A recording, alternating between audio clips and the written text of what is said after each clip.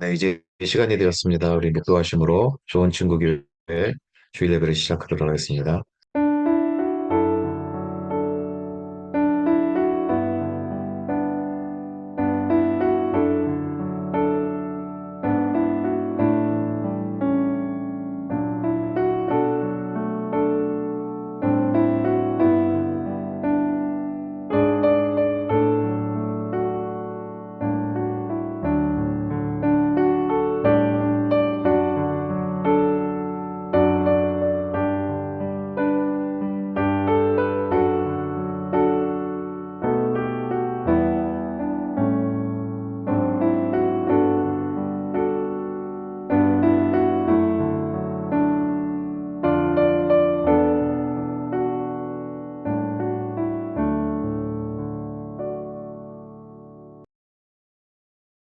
우리 함께 예수는 나의 왕, 그리고 주님 말씀하시면 찬양 드리겠습니다.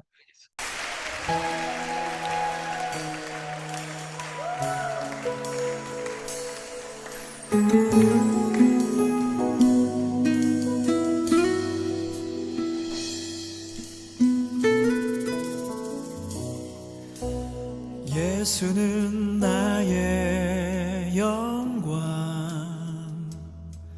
또 예수는 나의 소망, 내 안에 계신 주 닮기 원하네, 주님 닮기를 원하네. 예수는 나의 전부, 예수는 나의 보배,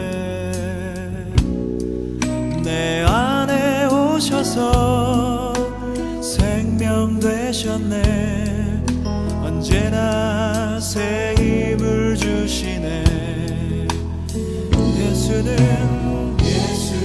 나의 영광, 또 예수는 나의 소망, 내 안에 계신 주 닮기 원하네, 주님 닮기를 원하네. 예수는 나의 전부, 예수는 나의 보배, 내 안에 오셔서 생명 되셨네, 언제나 새 힘을 주시네. 예수 나의 모든 능력, 예수 나의 모든 기쁨, 예수 나의 모든 소망, 예수 예수 예수 나의 모든 능력, 예수 나의 모든 기쁨, 예수 나의 모든 소망, 예수 예수 나의 주. 예수는 나의 모든 능력, 예수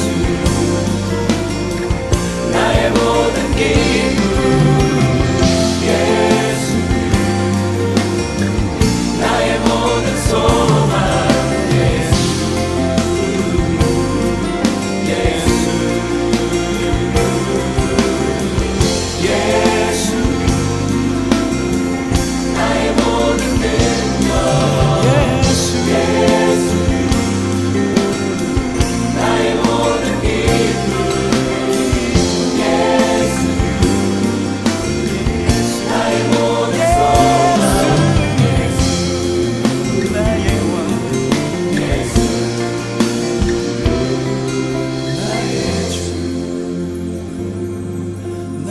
주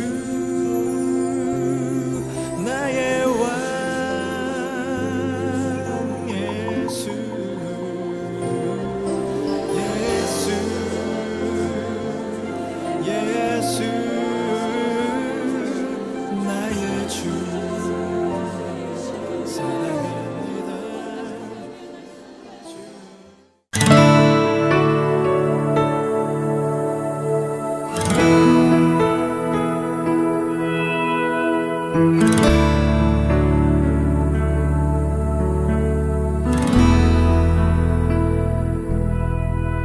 주님 말씀하시면 내가 나가리다. 주님 뜻이 아니면 내가 멈춰서리다. 나의 가고 서는 것 주님 뜻에 있으니 오 주님 나를 이끄소서. 주님 말씀하시면 내가 나가리다. 주님 뜻이 아니면 내가 멈춰서리다. 나의 가고 서는 것 주님 뜻에 있으니 오 주님 나를 이끄소서. 뜻하신 그곳에 나 있기 원합니다. 이끄시는 대로 순종하며 살리니 연약한 내 영혼 통하여 일하소서. 주님 나라와 그 뜻을 위하여.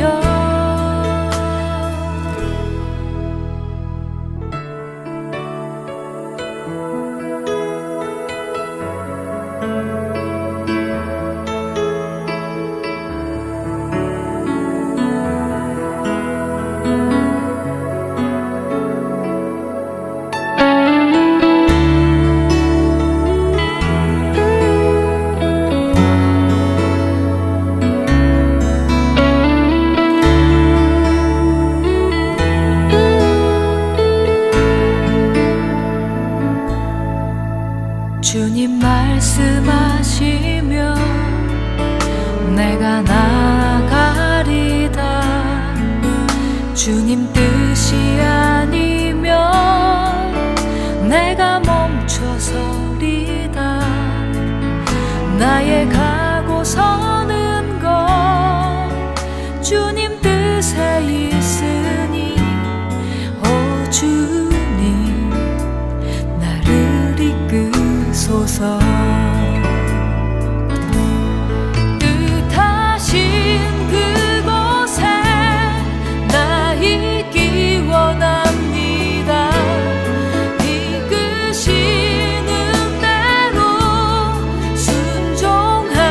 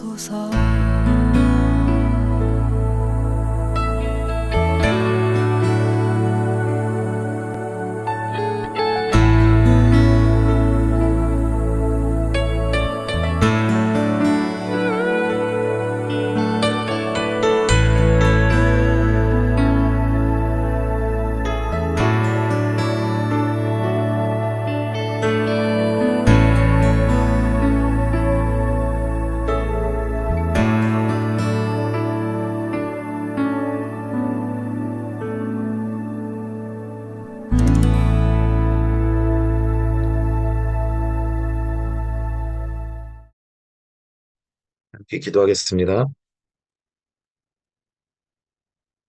선생님 하나님 감사합니다. 저희들 이 자리로 불러주시고 하나님을 예배하며 찬양하며 주님 앞에 나아갈 수 있도록 인도해 주셔서 감사합니다. 어느덧 2023년도는 다 지나가고 2024년도의 첫 번째 주일을 저희들 맞이합니다. 매일매일 같은 날이긴 하지만 저에게 또 다른 한 해를 주셨사오니 그 한 해 동안 주님의 말씀을 의지하여 나아갈 수 있는 우리 좋은 친구 교회 한 영혼 한 영혼 될 수 있도록 하나님 인도하여 주옵소서. 새로운 날이지만 여전히 세상 가운데서는 전쟁과 분쟁으로 힘겨워하는 많은 곳이 있습니다. 그곳에 하나님의 평화와 하나님 화합함이 있게 하여 주시옵시고 기근과 가난한 곳에는 하나님께서 주시는 넉넉함이 있게 하여 주시옵시고 아픔으로 힘들어하는 사람들에게는 하나님 건강함으로 그들을 인도하여 주시옵시고 미움이 있는 곳에는 주님의 사랑이 그들 가운데 있게 하여 주셔서 회복되어지는 은혜가 있게 하여 주시기를 간절히 소원합니다. 하나님 우리 좋은 친구 위에 한 영혼 한 영혼들이 그리스도인으로서 어떻게 살아가야 할지를 깨닫는 한 해가 되게 하시고 당신의 인도하심에 순종하며 온전히 따라가는 저희들 모두가 될 수 있도록 하나님 인도하여 주옵소서. 우리가 하나님 좋은 치은교를 하나님께서 모이게 하여 주셨사오니 교회로서의 역할을 잘 감당하는 저희 교회가 되게 하여 주시기를 원합니다. 예배가 멈추지 않게 하시고 하나님을 찬양하며 하나님께 기도하는 그것이 멈추지 않게 하여 주시옵시고 서로 교제하며 서로 섬김이 멈추지 않는 좋은 친구 교회가 되게 하여 주셔서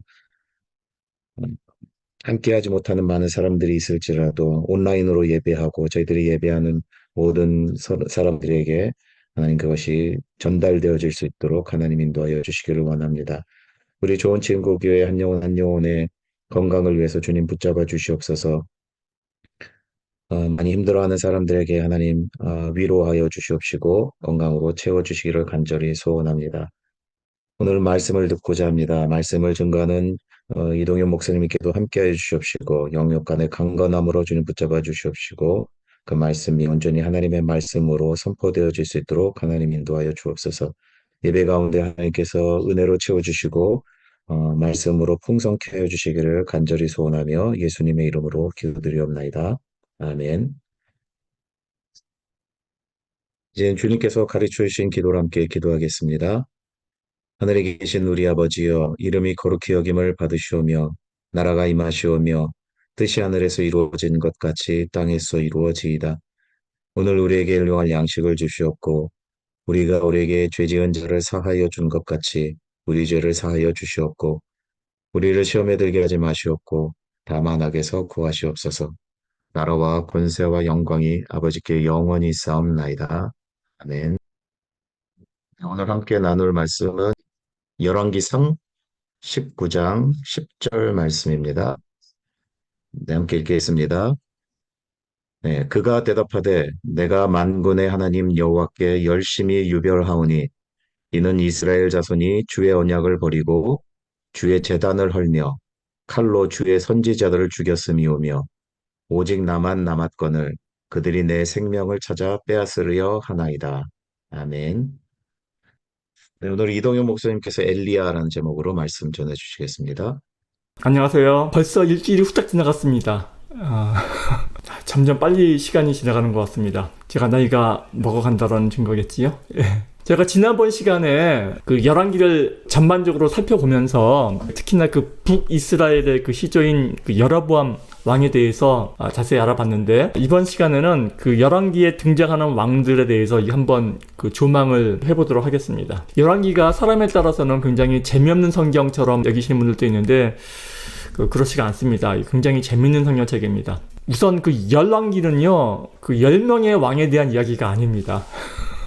열왕기 열자는 열명할 때 열자가 아니라 쭉 나열하다 할 때 열자입니다. 그리고 무엇보다도 열왕기에 등장하는 왕이요 그 10명이 넘습니다. 40명 가까이 됩니다. 그래서 이렇게 많은 왕들이 소개되어 있기 때문에 이 열왕기가 되게 복잡하게 보이지만은 사실 이 복잡해 보이는 열왕기를 아주 간단하게 꿰뚫어 보는 방법이 있습니다. 우선 이 열왕기가요 남북 이스라엘 중에서 이 북이스라엘 이야기에 초점을 맞추고 있다는 사실을 유념하는 것입니다. 그리고 이 북이스라엘 여러 왕들 가운데서도 오로지 두 왕조에 중점을 두고 소개를 하고 있다는 사실을 깨닫는 것이죠. 북이스라엘은 지난번에 제가 말씀드렸다시피 여로보암이 세운 나라인데 이 여로보암이 세운 북이스라엘에는 사실 이 2대 이상을 유지한 왕조가 별로 없습니다. 모두들 이 자기 대 아니면 자기 아들 대에서 그 왕조가 끊기고 이 새로운 왕조가 반역에 의해서 생겨나고 이제 그 반복을 해 나가는데, 그런 가운데 오로지 두 왕조만이 그 2대를 넘겨가면서 그 왕조를 하게 되는데, 그 두 왕조가 바로 이 오므리 왕조하고 예후 왕조, 이 두 왕조입니다. 이 오므리 왕조 그러면은 좀 이렇게 생소하게 들리실 것 같은데, 오므리 왕조의 창시자인 이 오므리라는 사람은 아합 왕의 아버지이죠. 오므리는 아합 왕의 아버지이자 혼란 속에 휩싸였던 이 북이스라엘을 안정시키고 사마리아를 이 북이스라엘의 수도로 만든 이 단기간에 나라를 안정시킨 굉장히 유능한 왕이었습니다. 이 오므리 왕은 그 국제 정세에도 능해서, 그러니까 외교에 되게 강했어요. 외교수로도 강해서 가장 그 안보의 위협이 되었던 그 시돈의 왕인 그 엣발의 딸인 이세벨 공주를 자기 아들 아합과 결혼을 시켜서, 그러니까 외교적으로 안정을 시킨 거죠. 외교적으로 안정을 누린 후에, 그리고 나라를 굉장히 경제적으로 발전시킨 그런 유능한 왕이었습니다. 근데 문제는 그 엣발의 딸 이세벨의 그 입김이 워낙 세가지고 그 아들 아합 왕 때에 이르러서는 거짓 이세벨이 나라를 그냥 국가를 좌지우지할 정도로 이렇게 이세벨의 입김이 컸습니다. 이 오므리의 아들 아합 왕의 이야기는 사실 열왕기 상권 그리고 하권 그 내용의 그러니까 절반이죠. 그러니까 많은 부분을 차지합니다. 그리고 이 아합 왕과 그의 부인인 이세벨, 이들의 자녀인 아하시야, 여호람, 그리고 이제 딸은 이제 아달랴라는 딸이 있는데, 이 아달랴, 그러니까 자녀들이 다 이 왕위에 오릅니다. 아합, 아하시야, 여호람, 아달랴가 다 이 왕위에 오르는데, 그러니까 왕가를 이루죠. 이 아합 왕가는 계속해서 하나님을 불순종하기 때문에 이 하나님의 계획 아래서 자기 부하였던 예후라는 사람이죠. 예후에 의해서 이제 심판을 받게 되는데, 아합으로 대표되는 오므리 왕조가 예후에 의해서 심판을 받고, 이 예후가 다시 왕조를 이루어서 5대까지 이루어져요. 그래서 이 열왕기 이야기가 제가 끊임없이 이 북이스라엘의 멸망에 관한 이야기라고 제가 말씀을 드렸는데, 정말 간단하게 말씀드리자면은 아합 왕조로 불리우는 이 오므리 왕조가 예후 왕조 위에서 어떻게 멸망하는가, 어떻게 이 오므리 왕조가 예후 왕조로 넘어가는가를 설명하는 이야기라고도 볼 수 있습니다. 간단하게 말하자면.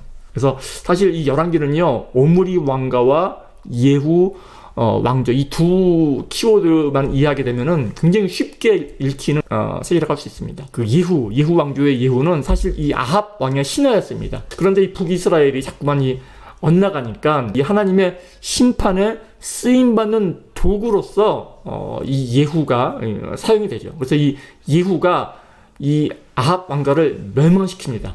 자기가 섬기던 아합의 아들 여호람이죠. 그러니까 여호람은 물론이고, 그 아합의 아내였던 이세벨, 또 남유다의 또 아하시야 왕 등 그 모든 왕들을 다 죽입니다. 예후가. 모든 사람들이 다 예후의 손에 의해 죽임을 당하고 이제 평정을 하죠. 그렇게 해서 예후가 북이스라엘의 왕위에 오릅니다. 예후 왕 다음이 이제 여호아하스, 그리고 요아스, 또 여로보암 2세. 이 여로보암 2세는 그 처음에 여로보암하고는 다 전혀 다른 사람이거든요. 여로보암 2세. 그리고 마지막 스가랴까지 이 5대에 걸쳐서 이 북이스라엘을 통치합니다. 예후 왕조예요. 이 오므리 왕조 4대, 예후 왕조 5대 해가지고 요 두 왕조가 거진 북이스라엘의 역사를 이제 차지하고 있는 거죠. 이 오므리 왕조의 대표적인 왕이 이제 아합 왕인데, 이 아합 왕이 북이스라엘 왕일 때요, 이 남유다 왕이 누구냐면은 그 유명한 여호사밧 왕입니다. 여호사밧 왕은 많이 들어보셨죠? 그러니까 이 여호사밧 왕은요, 그 남유다의 대표적으로 이 선한 왕이 몇 명 있는데, 그 대표적으로 선한 왕 중에 한 명이 이제 아사 왕이에요. 아사 왕. 그러니까 아사 왕이 누구냐면은, 그러니까 다윗 다음에 솔로몬이지 않습니까? 그 솔로몬 이후에 르호보암이고, 르호보암 때 이렇게 여로보암과 르호보암으로 이제 갈라져서 나라가 갈라졌다고 제가 말씀을 드렸는데, 이 르호보암 아들이 그 아비야라는 왕이 있어요. 이 아비야. 이 아비야 왕이 그 병약해가지고 2년밖에 통치를 못해요. 그래서 2, 3년 정도 통치를 하고 죽습니다. 그리고 이제 아비야 왕의 아들이 이제 아사 왕이에요. 그러니까 솔로몬, 르호보암, 아비야, 아사 이렇게 내려오는 거죠. 이제 아사 왕은 어떤 왕으로 이제 칭찬을 받냐면은, 그러니까 자기 할머니, 자기 할머니니까 우리 조선왕조로 따지자면 이제 대왕 대비 마마가 되는 겁니다. 대왕 대비 마마. 자기 아버지가 아비야잖아요. 아비야의 아버지가 르호보암이니까 르호보암의 아내인 거죠. 그러니까 르호보암의 아내가 누구냐면 굉장히 유명한 사람입니다. 성경에서. 그러니까 이방 여인이에요. 이방 여인으로서 그러니까 미모가 굉장히 출중했다고 합니다. 그러니까 뭐 더 설명을 드리자면은 르호보암의 아내인데 르호보암이 솔로몬의 아들이지 않습니까? 솔로몬의 아버지가 다윗 왕이잖아요. 근데 다윗 왕 이야기 제가 드릴 때 나온 사람 중에 하나가 뭐냐면 압살롬이 있었어요. 압살롬의 반역. 그러니까 솔로몬하고는 이제 형제지간인데 압살롬이 남자지만 굉장히 잘생긴 사람으로 유명하지 않습니까? 그리고 압살롬의 그 여동생이 다말인데 이 다말 강간 사건 때문에 피비린 나는 이제 그런 어떤 사물 학원에 보게 되면 그런 일들이 있었었는데 이 압살롬의 딸이래요. 이 르호보암의 아내가. 그러니까 이게 마아사라는 여자입니다. 르호보암 죽고 난 이후에도 대왕 대비 마마로서 이 남유다 이 왕권에 막강한 영향력을 끼치는데 그러니까 이방 여인이기 때문에 막 이방 신을 섬기고 문란해졌을 때 이 아사 왕이 대왕 대비 마마 그러니까 할머니죠. 할머니를 폐위시킵니다. 폐위시키고 그 이방 신전을 싸그리 평정을 시키죠. 그 업적으로 이 아사 왕이 선한 왕으로 굉장히 이제 칭찬을 듣는 겁니다. 그래서 이제 아사 왕이 그렇게 칭찬을 듣고 이 아사 왕의 아들이 바로 여호사밧 왕이에요. 여호사밧 왕. 이 여호사밧 왕도 이 아버지 아사 왕처럼 굉장히 이제 여러 가지 신앙 개혁으로 칭찬을 많이 듣는 이 선한 왕으로 유명한 왕입니다. 역대기에 보게 되면 여호사밧 왕에 대해서 굉장히 많은 이제 설명을 하고 있어요. 그런데 이렇게 이제 선한 왕으로 칭송을 받긴 하지만 근데 한 가지 잘못한 일이 있는데 그게 뭐냐면은 이 여호사밧 왕의 아들이 여호람이거든요. 여호람 왕. 이 여호람을 북이스라엘 제가 지금까지 말씀드린 북이스라엘의 아합 왕의 딸과 결혼을 시켜요. 이 이세벨의 딸과 여호사밧의 아들 여호람을 결혼을 시키는 거죠. 그래서 이제 이 르호보암, 여로보암 때만 하더라도 서로 갈라져가지고 적대국이었거든요. 이 남유다와 북이스라엘이. 그러던 남유다와 북이스라엘이 이 여호사밧과 아합 왕 때에 이르려면은 사돈지간이 되는 거예요. 사돈지간이. 그래서 굉장히 이 남유다와 북이스라엘이 사이가 좋아집니다. 그런데 제가 왜 이 말씀을 이렇게 장황하게 길게 말씀드리냐면은 여기서부터 성경을 읽는 독자 여러분들이 이제 많이 헷갈리시는 부분이 이제 생깁니다. 왜냐하면 자 보세요. 지금 남유다의 여호사밧 아들의 이름이 여호람이라고 제가 말씀드렸죠. 그러니까 남유다의 르호보암, 아비야, 아사, 여호사밧 다음에 이제 여호람 왕인데 여호람의 아들이 또 아하시아예요. 그러니까 여호사밧의 아들이 여호람이고 여호람의 아들이 아하시아. 그런데 이 여호사밧의 사돈인 북이스라엘의 아합의 두 아들 이름이 아하시아하고 여호람이에요. 똑같아요. 그러니까 남쪽에서는 아들과 손자. 근데 사돈인 북이스라엘에서는 두 아들이 똑같이 이름이 아하시아, 여호람, 아하시아예요. 그래서 사람들이 이 열왕기를 읽다가 이 부분에 오게 되면 이거 뭐야, 이거 누구지, 이거 분명히 이름 나왔었는데 헷갈리게 되는 겁니다. 그 점을 미리 좀 이렇게 헷갈릴 거 각오하시고 읽으시면은 조금은 낫습니다. 그러니까 정리를 해보자면은 여호사밧의 아들 여호람과 그다음에 사돈인 아합의 아들 여호람은 서로 이제 지금으로 따지면 뭐 처남매형, 뭐 와이프의 형제 뭐 이렇게 되는 거죠. 그리고 또 여호람의 아들 아하시아하고 또 북이스라엘 아합의 아들 이 아하시아는 서로 외삼촌하고 조카 이런 사이입니다. 그러니까 굉장히 헷갈립니다. 이게 이 부분을 읽게 되면은 그러니까 그 부분을 유념하시라 이게 제가 그런 차원에서 말씀을 드리는 거고요. 이 열왕기 상권 후반부 전반부는 솔로몬 이야기고 이 후반부가 주로 이 아하방의 이야기를 다루고 있다고 제가 말씀드렸는데. 이 부분에 소개되는 많은 이야기들이 있습니다. 그 중에서 가장 유명한 이야기는 뭐니 해도 엘리야와 이세벨의 대결 이야기일 것입니다. 많이들 들어보셨죠? 이세벨이 북이스라엘에 들어온 이후에 이 하나님의 땅이라고 일컬어지던 이스라엘은 그야말로 그 이세벨이 들여온 그 수많은 이방 신들의 이 터전이 되어버리고 맙니다. 그 가운데 이 하나님의 사람 이 엘리야와 그리고 그 이세벨의 그 바알 선지자라고 하죠. 바알 선지자. 바알 선지자 450명. 바알 선지자 450명, 이세벨의 선지자 400명. 그래서 더 850명이에요. 850명. 그래서 이 엘리야와 바알 선지자 850명의 대결은 정말 이 열왕기를 통틀어서 열왕기 상황으로 통틀어서 가장 이 통쾌한 장면이기도 할 것입니다. 그런데 저는 사실 이 이야기가 이 열왕기를 읽어가면서 이 열왕기 내용 중에서 가장 이해가 안 되는 부분이기도 했습니다. 그게 무슨 말인가 하면은 이세벨과 엘리야는 서로 이 누가 섬기는 신이 이 참된 신인가를 놓고서 이걸 가늠하기 위해서 서로 이 갈멜살 위해서 세기의 대결을 벌입니다.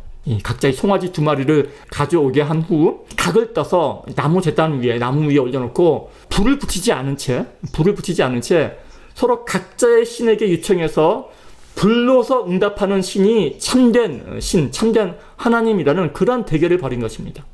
그래서 먼저 이 850명의 바알 선지자들은 이 아침부터 낮까지 이 바알의 이름을 부르면서 바알이여 우리에게 응답하소서 난리법석을 피우죠. 이렇게 난리법석을 피워도 아무런 응답이 없습니다. 정오가 이르러 엘리야가 이 850명의 바알 선지자들을 이제 조롱하죠. 조롱하며 이르되 성경을 보면 이렇게 기록이 되었습니다. 큰 소리로 부르라. 니네가 부르는 그 신이 묵상하고 있는지 혹은 잠깐 나갔는지 잠이 들어서 깨워야 하는지 모르니까 뭐 큰 소리로 불러라 이렇게 조롱을 하죠.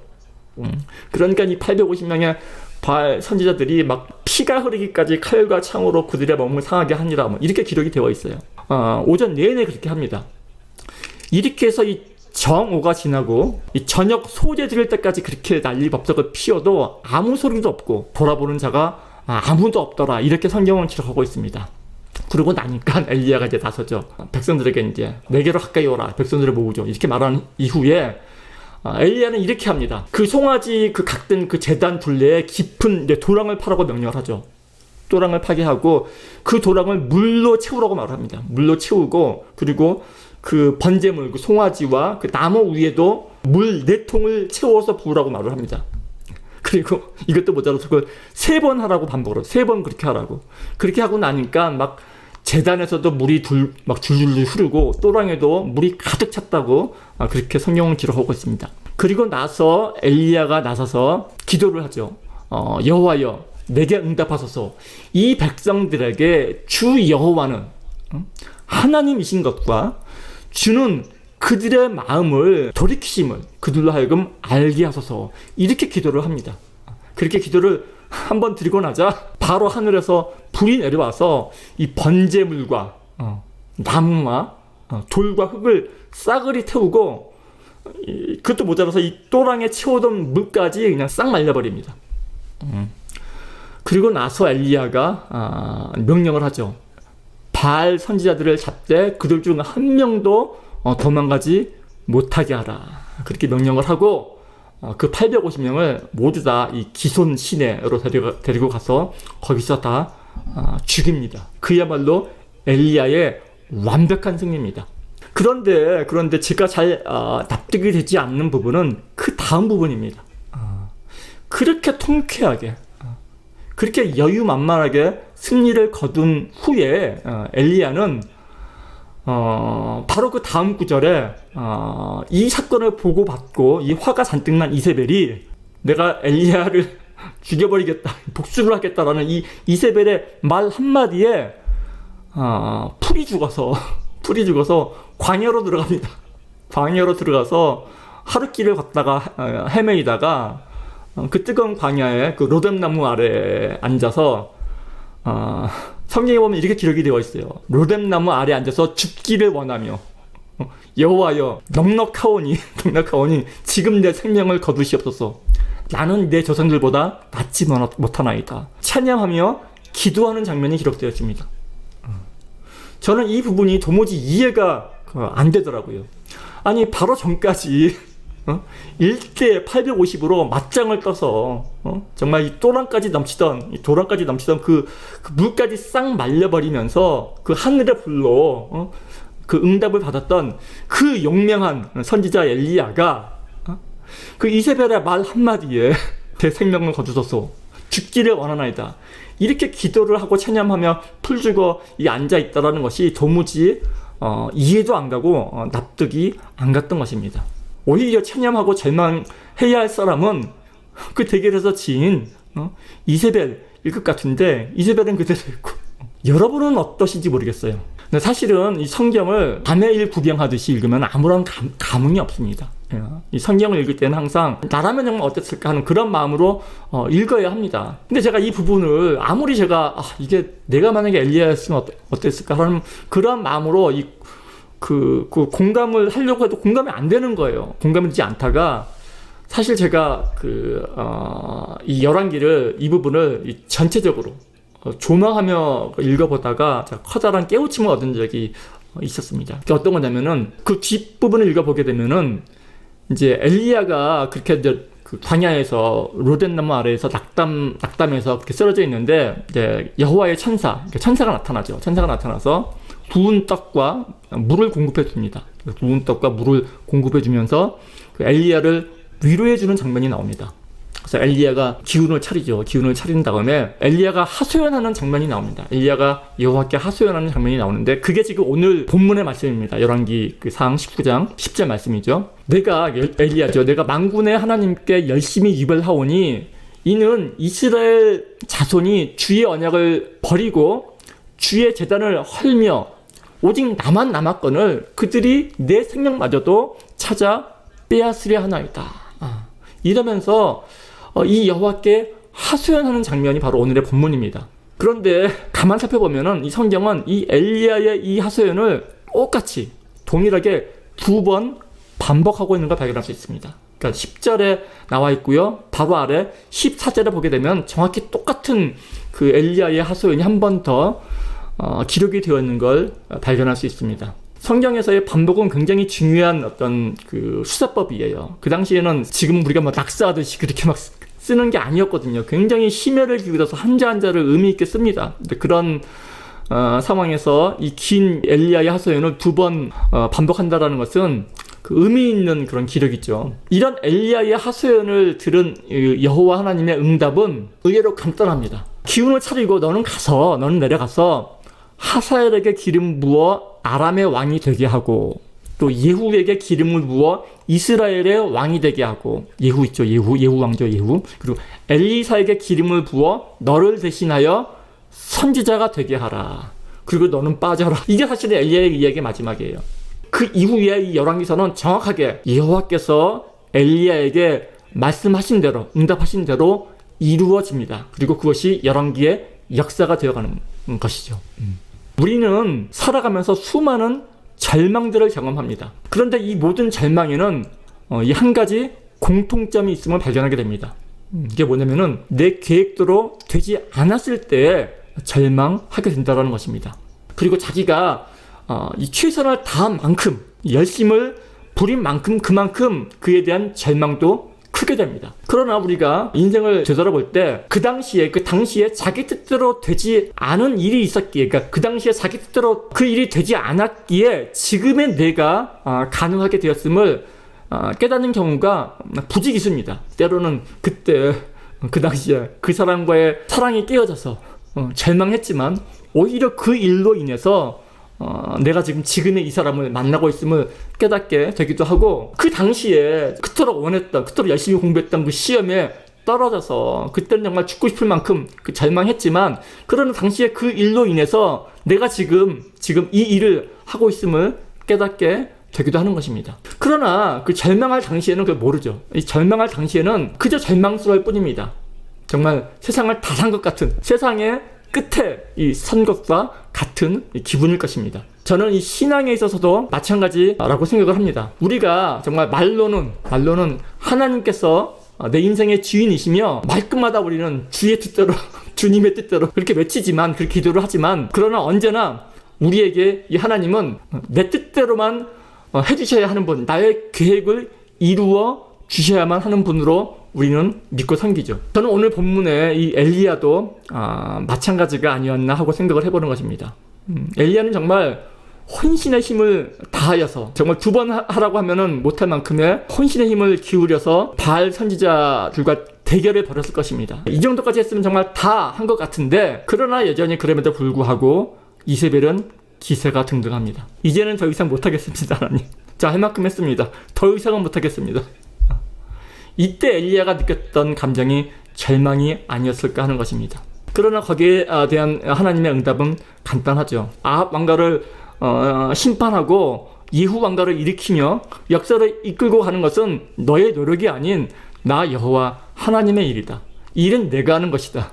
이렇게 혼자 호들갑 떨고 오도방정을 떨며 야단밥석을 떨다가 혼자 제풀에 쓰러져 죽겠다고 하는 것이냐 하는 말씀이 아닐까 하는 생각을 하게 되는 것입니다. 사실 안식이란 우리가 어디 뭐 정상에 올라가서 성취해야 되는 그런 것이 아닙니다. 안식이란 내가 하나님 안에 원래부터 있었음을 깨닫는 것이죠. 내가 하나님 안에 있는 하나님의 자녀임을 깨닫고 조용히 그저 들고 있던 짐을 내려놓는 것입니다. 그게 안식이죠. 그러니까 안식은 원래 우리 안에 이미 있었던 것입니다. 다만 우리가 그 안식을 누리지 못하고 그냥 들고 서 있던 거죠. 어찌할 바를 모르고. 이런 이야기가 있지요. 시골 할아버지가 부산행 열차를 타는데 열차 타고 내내 무거운 짐을 들고 서 있었다라는 이야기. 안식이란 내가 이미 열차 안에 탑승해 있음을 깨닫고 그 들고 있던 짐을 그냥 마음 편히 옆좌석에 마음 놓고 턱 내려놓는 일이 아닐까 생각하는 것입니다. 우리 함께 하나님은 우리의 피난처가 되시며 찬양드리겠습니다.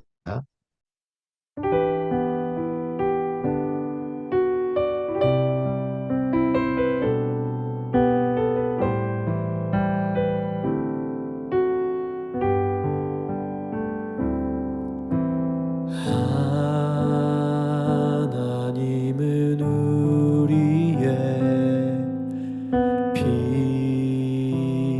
피난처가 되시며 환난 중에 우리의 힘과 도움이시라.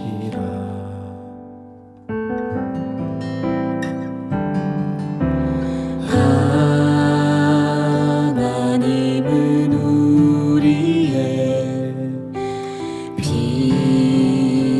피난처가 되시며 환난 중에 우리의 힘과 도움이시라.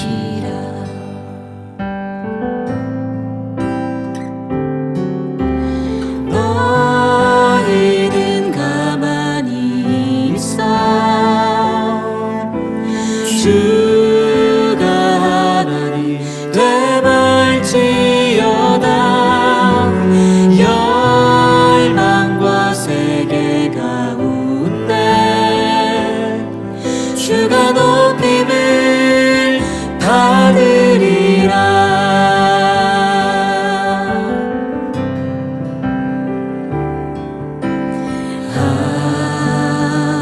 하나님은 우리의 피난처가 되시며 환난 중에 우리의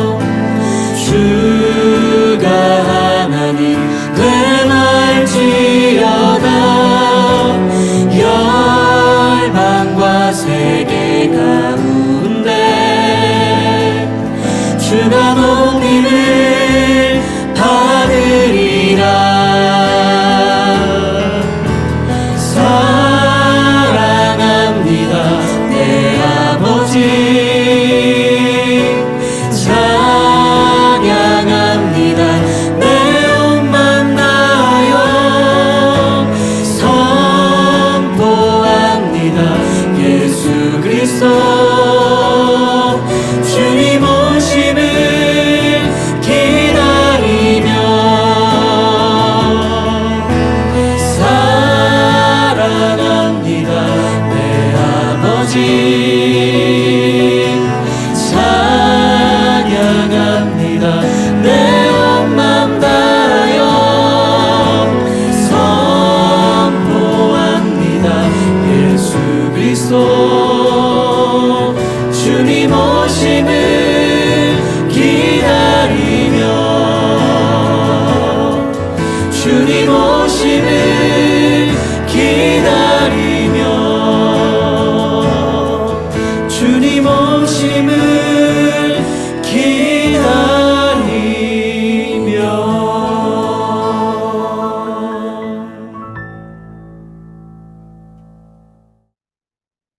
함께 축도하겠습니다. 지금은 우리 주 예수 그리스도의 은혜와 하나님 아버지의 사랑하심과 성령 하나님의 교통하게 하심이 지금 이 자리에 함께 모여 예배하는 모든 이들의 머리 위에 이제로부터 영원토록 함께 있을지어다.